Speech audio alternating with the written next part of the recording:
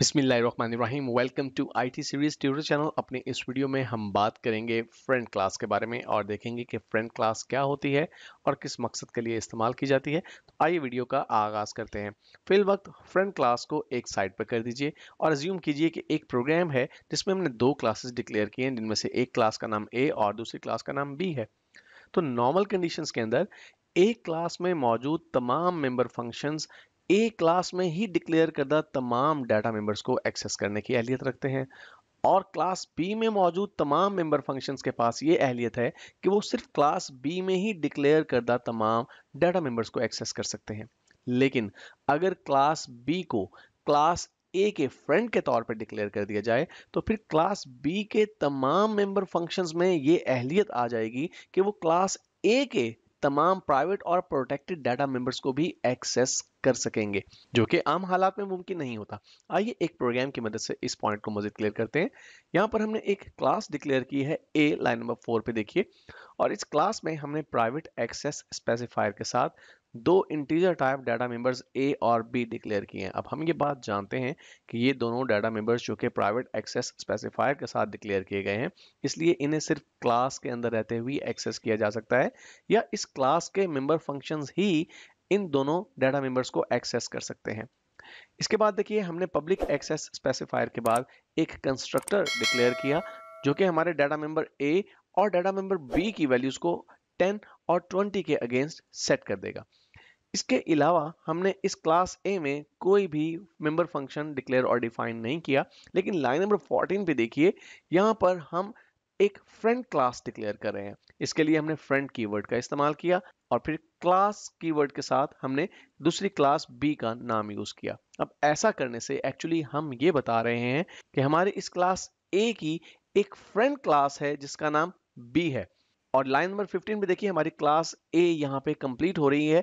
इसके बाद line number 16 पे हम अपनी क्लास बी को डिक्लेयर और डिफाइन कर रहे हैं, और यहाँ पर देखिए हमने कोई डाटा मेंबर्स यहाँ पर यूज नहीं किए। क्लास बी के अंदर हम डायरेक्टली पब्लिक एक्सेस स्पेसिफायर के साथ दो मेंबर फंक्शंस यहाँ पर डिक्लेयर और डिफाइन कर रहे हैं। और जैसे मैंने पहले कहा कि इन दोनों मेंबर फंक्शंस में ये अब अहलियत आ चुकी है कि क्लास ए के दोनों डाटा मेंबर्स ए और बी को एक्सेस कर सकते हैं। तो हमारा जो पहला मेंबर फंक्शन है उसका नाम है शो ए, और इसे हम डिक्लेयर कर रहे हैं वाइड कीवर्ड के साथ। इट मींस ये किसी किस्म की कोई वैल्यू रिटर्न नहीं करेगा, और ये फंक्शन जब कॉल किया जाएगा तो इसे कॉल करते हुए एक पैरामीटर पास किया जाएगा जो कि क्लास ए का एक ऑब्जेक्ट होगा। और इसके बाद देखिए, यहाँ पर हमने मेंबर फंक्शन की बॉडी में सिंपली सी आउट ऑब्जेक्ट के साथ एक मैसेज डिस्प्ले करवाया, द वैल्यू ऑफ ए, और फिर हमने टाइप किया obj.a।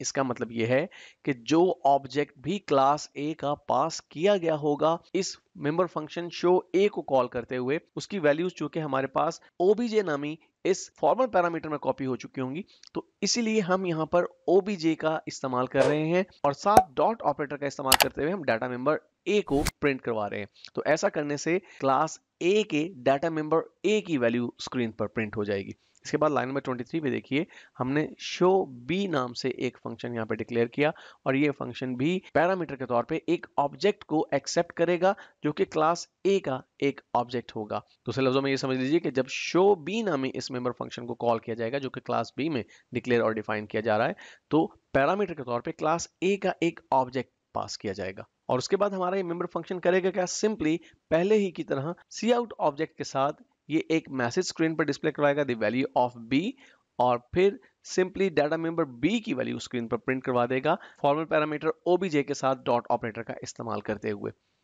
इसके बाद हम बढ़ते हैं अपने मेन फंक्शन में। तो देखिए, मेन फंक्शन में हमने क्लास ए के साथ एक ऑब्जेक्ट x क्रिएट किया और क्लास बी के साथ हमने एक ऑब्जेक्ट y क्रिएट किया। अब ये बात ध्यान में रहे कि जो y ऑब्जेक्ट है ये क्लास b का ऑब्जेक्ट है, लेकिन हम y ऑब्जेक्ट के साथ क्लास b का ही एक member function show a call कर रहे हैं, लेकिन पैरामीटर के तौर पे हम क्या ऑब्जेक्ट पास कर रहे हैं, हम क्लास ए का एक ऑब्जेक्ट पास कर रहे हैं।